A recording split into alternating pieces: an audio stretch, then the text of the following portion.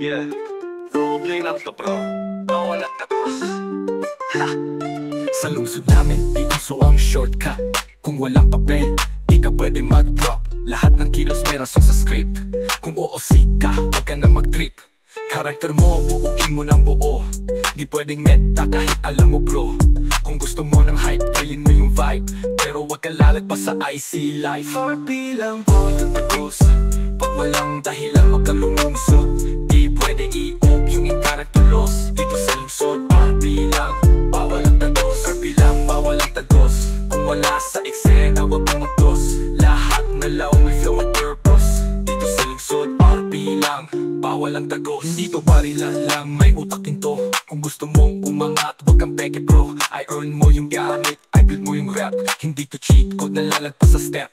Respeto sa PDEMS, mga tao, lahat ng job may kwento. Hindi lang laro pag may scene.